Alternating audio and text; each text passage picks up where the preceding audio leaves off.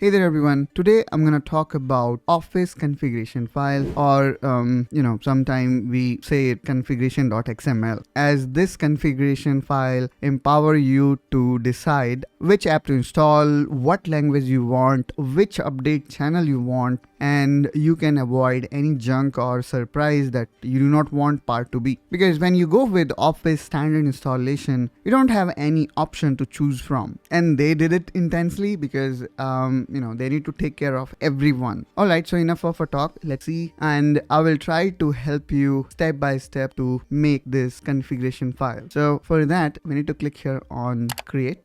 Now, first thing here is architecture. So straightforward, you need to select 64-bit until or unless like you have system which is like 10 years old, or even when we talk about 10-year-old system, that is also 64-bit. If you want to check what kind of version or what kind of bit operating system you have, simply click here on Windows and then go to settings, then click here on system and then go down, click on about.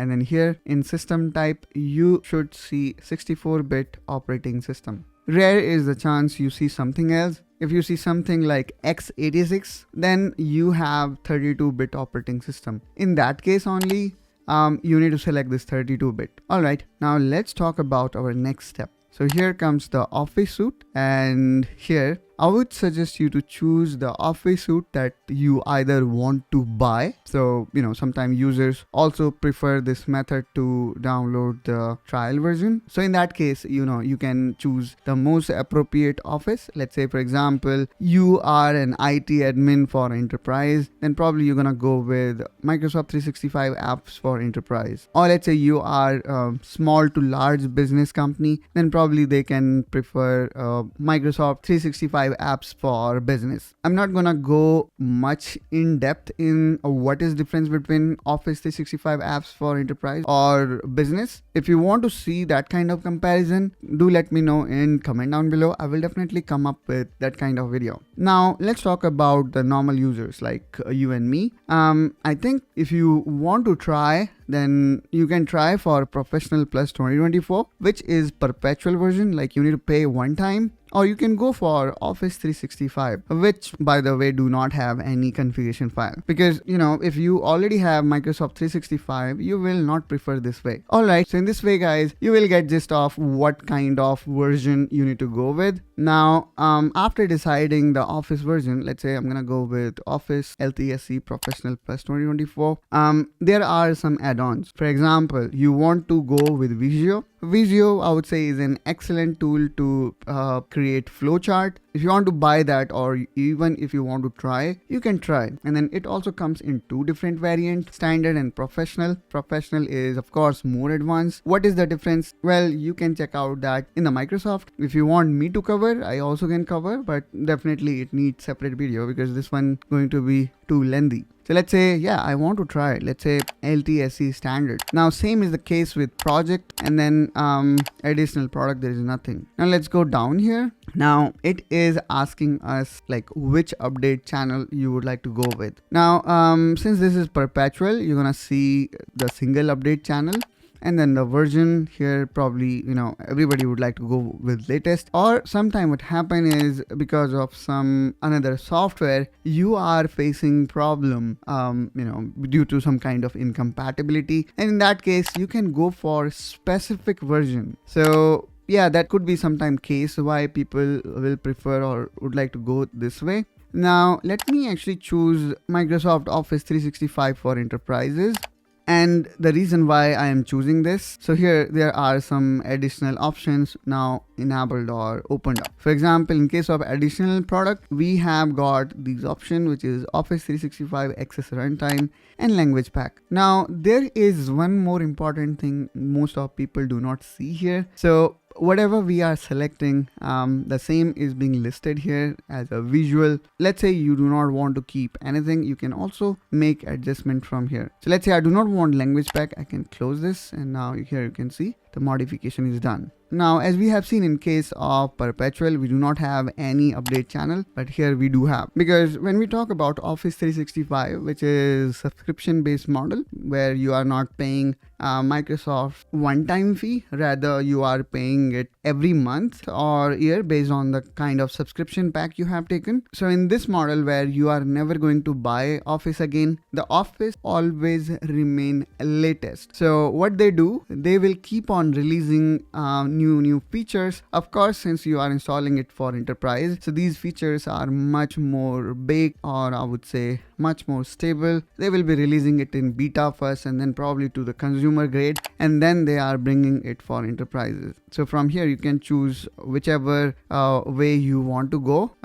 You can go with monthly enterprise channel or semi-annual. And sometimes what I have seen is generally the big organization, they further restrict a lot of things. They do not want any third-party add-on to be installed.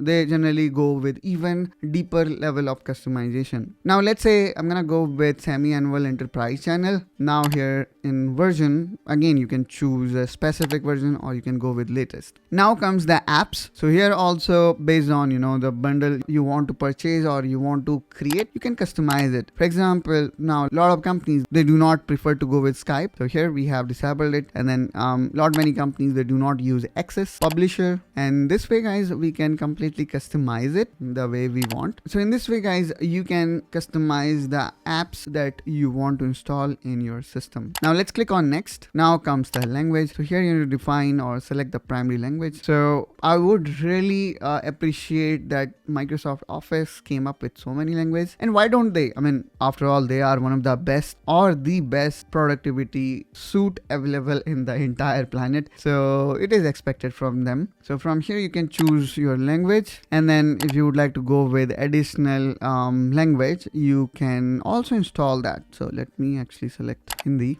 And then if you also would like to have a proofing tool, so that also can be installed.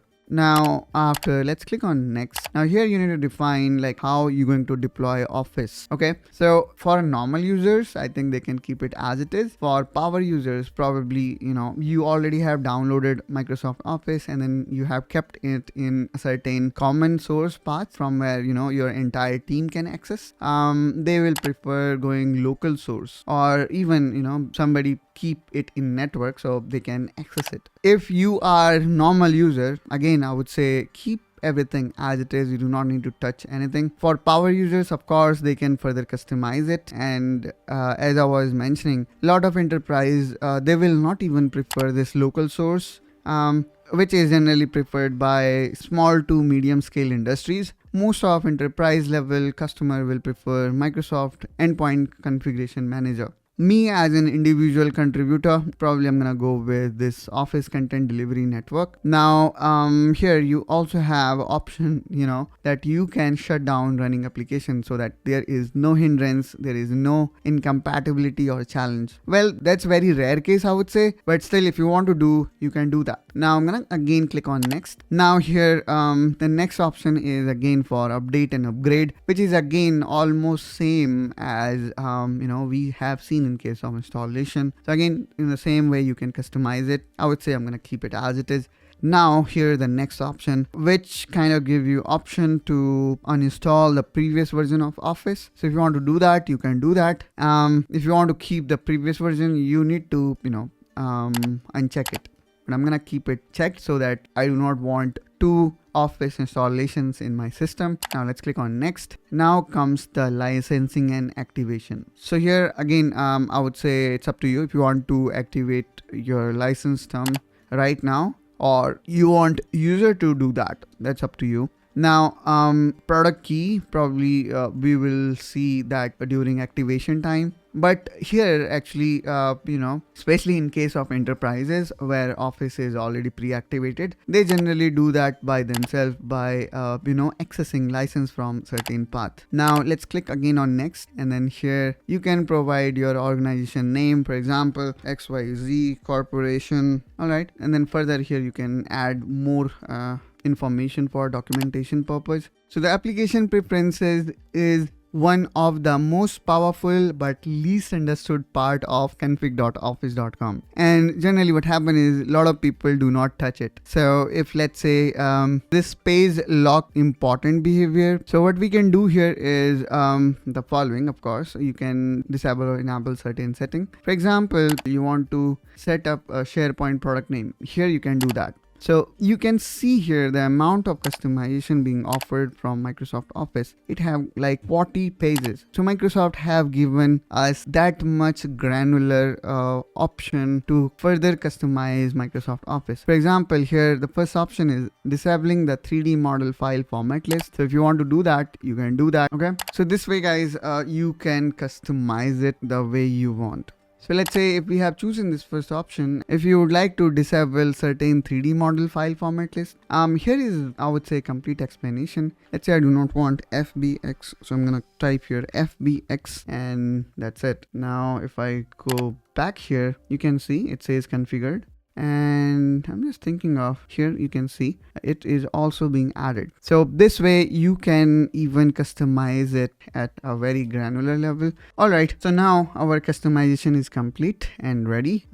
You can click on finish. So we have completed all this, and if you want to see a preview of it, so preview was created, as we know, together, and then this preview is interactive. So at any time you thought of quickly you want to remove certain thing, for example this limitation, you can click on this cross. Okay, now let me click here on export, and most of the user actually make mistake here. So let's select the second option and now click on OK. Now here we need to accept terms and condition, and now need to click on export. Now sometime what happen is they're gonna see this kind of error, and I don't know why. Is this a bug or something? I mean, we are downloading it from Microsoft and in Microsoft Edge browser, and despite that it is saying that it can harm your device. But that's not the case, guys. You need to click on keep. Now if you are doing this thing in Google Chrome, maybe it will restrict it even a level up. You may not even see this option. So if you are doing it in another browser, I would recommend you to create this configuration file in Microsoft Edge browser such that you do not face any such problem. So in this way, guys, we have seen how you can customize your Office installation.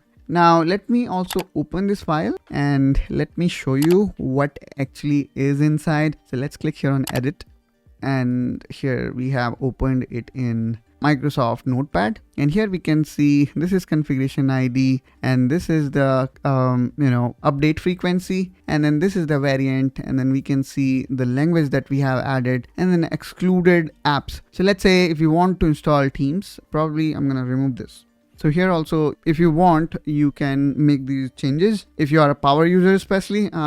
Else I will not recommend you to make any changes here. It is just I wanted to show you what is inside this configuration.xml. So there is nothing except these configuration options. All right, so this was from my side one of the most extensive video on configuration.xml, and I hope, guys, this video might have given you good understanding of what this configuration.xml file is and what it does for us and how it is helpful for individual or power users as well as for businesses and enterprises. Hope, guys, you find this video helpful and informational. If so, then please make sure you subscribe to Technoholic to see more such content related to productivity and of course office productivity as well. And I will catch you soon with one such another video. Till then, you take care and bye bye.